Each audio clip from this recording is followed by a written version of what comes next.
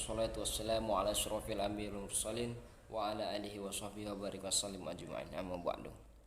Baiklah, kami dari mahasiswa STAI Tuan Komisai akan menjelaskan materi tentang bahasa Indonesia yang berjudul Ragam Bahasa, Fungsi dan Kedudukan Bahasa Indonesia. Di sini kami berjumlah 3 orang. Yang pertama saya sendiri, Sandi Singgih Prasetyo. Yang kedua Rahmat Budi Sahri. Dan yang ketiga Afrilia Ekayanti.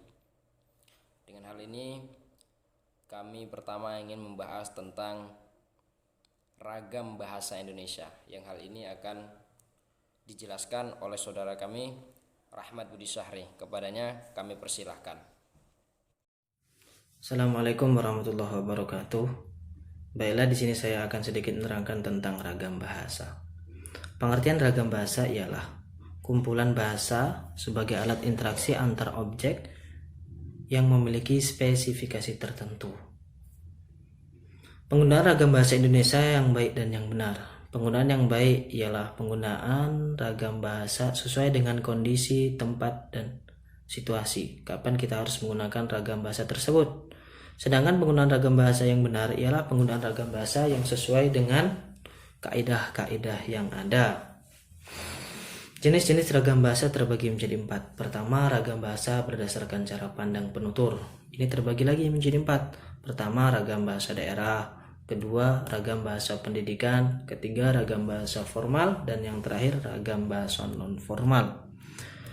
Kemudian pembagian yang kedua dari jenis-jenis ragam bahasa yaitu ragam bahasa berdasarkan media yang digunakan. Di sini terbagi menjadi 2, ragam bahasa lisan atau yang umumnya menggunakan alat bantu lisan atau menggunakan lisan seperti halnya ceramah, pidato, dan yang lain-lainnya.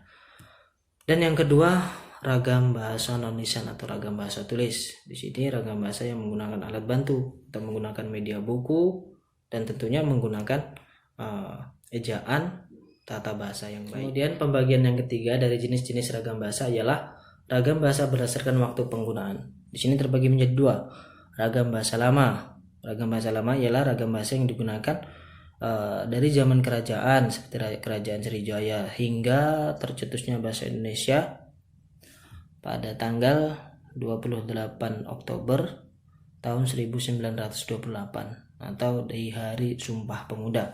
Sedangkan yang kedua, ragam bahasa baru. Itu ragam bahasa yang digunakan dari Hari Sumpah Pemuda hingga sekarang ini. Kemudian pembagian yang terakhir atau yang keempat yaitu ragam bahasa berdasarkan pesan komunikasi. Di sini terbagi menjadi 2, ragam bahasa baku. Yaitu ragam bahasa baku adalah ragam yang digunakan atau dikembangkan, dilembagakan, dan diakui oleh sebagian besar masyarakat penggunanya. Yang kedua, ragam bahasa sastra. Ragam bahasa ini ragam bahasa yang mengutamakan unsur-unsur keindahan seni dan gaya penulisannya. Biasanya dicurahkan dalam bentuk puisi, dalam bentuk karya novel dan karya-karya lainnya.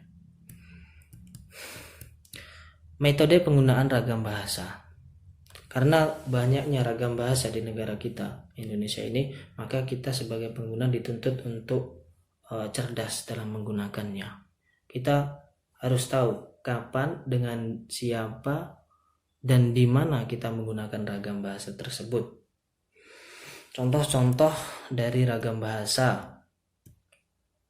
Pertama, bahasa jurnalistik, yaitu bahasa yang biasanya digunakan oleh mereka para pencari berita, wartawan, dan sebagainya. Kemudian yang kedua, bahasa ilmiah. Bahasa ilmiah itu adalah bahasa yang biasanya digunakan oleh mereka pengarang dari karya tulis, pengarang-pengarang buku ilmiah, dan yang lainnya. Dan yang ketiga adalah ragam bahasa usaha. Biasanya mereka yang menggunakan adalah para pengusaha-pengusaha bidang ekonomi dan sebagainya. Sekian dari pengertian ragam bahasa dan akan dilanjutkan oleh Afrilia Ekayanti. Assalamualaikum warahmatullahi wabarakatuh. Saya Afrilia Ekayanti. Di sini saya akan memaparkan tentang fungsi bahasa Indonesia. Fungsi bahasa Indonesia sendiri dibagi menjadi dua bagian. Yang pertama adalah fungsi bahasa secara umum dan yang kedua adalah fungsi bahasa secara khusus. Nah, langsung saja kita masuk ke pembahasan. Yang pertama adalah fungsi bahasa secara umum. Di dalam fungsi bahasa secara umum ini terdapat 4 poin. Poin yang pertama adalah sebagai alat untuk mengekspresikan diri atau mengungkapkan perasaan. Nah, contohnya adalah mampu mengungkapkan gambaran, maksud, gagasan, dan tujuan. Poin yang kedua adalah sebagai alat komunikasi. Berarti memiliki tujuan agar para pendengar menjadi sasaran utama perhatian seseorang.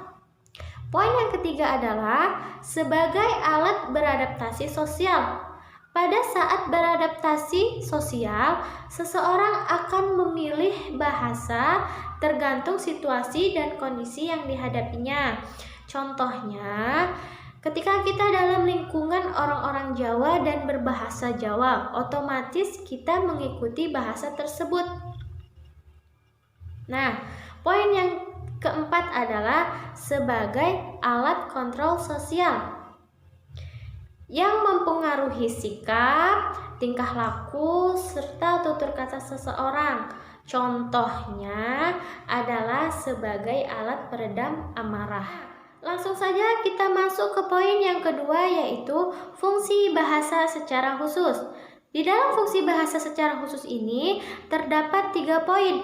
Poin yang pertama adalah mengadakan hubungan pergaulan sehari-hari. Nah, manusia adalah makhluk sosial yang tidak lepas dari hubungan komunikasi. Komunikasi yang berlangsung dapat menggunakan bahasa formal dan bahasa non-formal. Baik, contoh dari bahasa formal biasanya kita gunakan ketika kita berbicara kepada orang yang lebih tua. Mengapa kita menggunakan bahasa formal? Karena bahasa formal cenderung dengan kata-kata atau bahasa yang sopan. Dan contoh yang kedua adalah bahasa non-formal. Biasanya kita gunakan ketika kita berbicara dengan teman sebaya atau sahabat.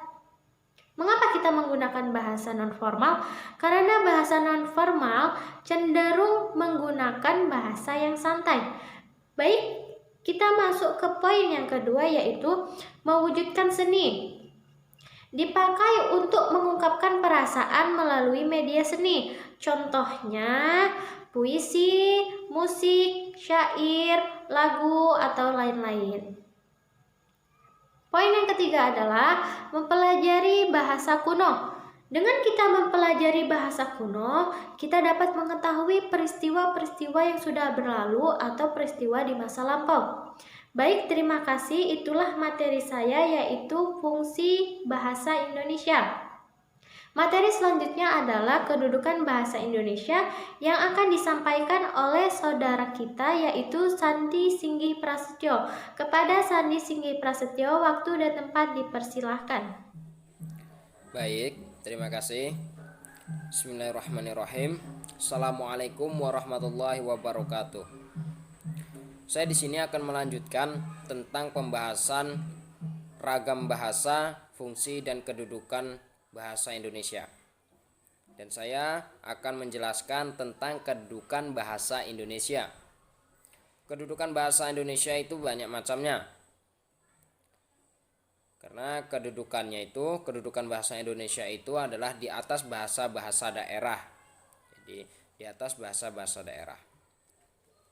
Kedudukan bahasa Indonesia yang pertama yaitu sebagai bahasa nasional. Sebagai bahasa nasional. Bahasa nasional itu adalah sebagai lambang kebangsaan nasional, Sebagai kebanggaan nasional, bahasa Indonesia memancarkan nilai-nilai sosial budaya sebagai bangsa Indonesia. Jadi dengan keluhuran nilai yang dicerminkan bangsa Indonesia, kita harus bangga atau menjunjung tinggi dan mempertahankan bahasa Indonesia tersebut. Nah, di dalam bahasa nasional tadi memiliki beberapa fungsi. Yang pertama, lambang kebanggaan nasional. Contohnya, lambang kebanggaan nasional itu sebagai lambang kebangsaan nasional bahasa Indonesia. Tadi itu bisa memancarkan nilai-nilai sosial budaya tadi. Dan yang kedua adalah sebagai lambang identitas nasional. Lambang identitas nasional itu adalah bahasa Indonesia ini merupakan lambang bahasa Indonesia. Jadi ketika kita memakai bahasa Indonesia, maka orang-orang luar akan mengetahui, wah berarti dia adalah orang Indonesia. Jadi sebagai identitas seseorang, yaitu sifatnya, tingkah lakunya, itu akan menjadi identitas kita, yaitu sebagai bangsa Indonesia. Yang ketiga yaitu sebagai alat pemersatu. Sebagai alat pemersatu berbagai masyarakat yang berbeda-beda latar belakangnya, sosial budaya dan bahasanya. Jadi seperti kita beda-beda dari orang Melayu, orang Jawa. Karena orang Melayu tidak tahu bahasa Jawa, orang Jawa tidak tahu bahasa Melayu. Nah, jadi alat pemersatunya itu apa? Ya berarti alat pemersatunya adalah bahasa Indonesia. Dengan fungsi bahasa Indonesia tadi, masyarakat Indonesia yang berbagai macam latar belakang, berbagai macam bahasa itu bisa menjadi satu dengan adanya bahasa Indonesia. Dan yang ketiga adalah sebagai alat penghubung antar budaya dan antar daerah. Jadi manfaat bahasa Indonesia itu dapat dirasakan dalam kehidupan sehari-hari. Dengan bahasa Indonesia, seseorang dapat saling berhubungan untuk segala aspek kehidupan. Dan kedudukan bahasa Indonesia yang kedua yaitu sebagai bahasa negara atau bahasa resmi Negara Kesatuan Republik Indonesia. Dan dari bahasa negara, dari kedudukan tadi yaitu bahasa negara atau bahasa resmi Negara Kesatuan Republik Indonesia, itu memiliki fungsinya lagi. Yang pertama yaitu sebagai bahasa resmi kenegaraan. Maksudnya gimana? Jadi bahasa resmi kenegaraan itu adalah bukti bahwa bahasa Indonesia sebagai bahasa resmi kenegaraan. Kan gitu. Jadi sebagai bahasa resmi kenegaraan yang digunakan dalam naskah proklamasi kemerdekaan atau Sumpah Pemuda, Undang-Undang Dasar. Nah, itu adalah sebuah bahasa resmi kenegaraan, yaitu bahasa Indonesia. Dan yang kedua yaitu bahasa pengantar resmi lembaga-lembaga pendidikan. Jadi bagi teman-teman yang jadi guru atau yang jadi dosen atau selainnya, ketika berbicara kepada muridnya atau siswanya itu memakai bahasa Indonesia, karena itu adalah salah satu dari bahasa pengantar resmi dalam pendidikan. Jangan pakai bahasa ini bahasa daerah, nanti ada yang nggak mudeng ya, atau tidak ngerti, kan seperti itu.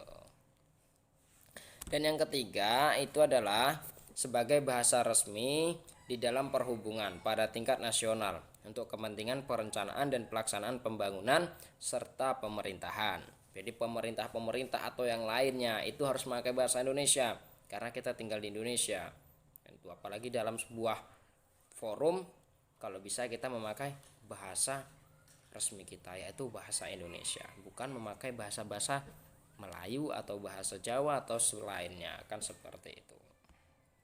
Dan yang ketiga itu sebagai bahasa resmi dalam pengembangan kebudayaan dan pemanfaatan ilmu pengetahuan serta teknologi umum.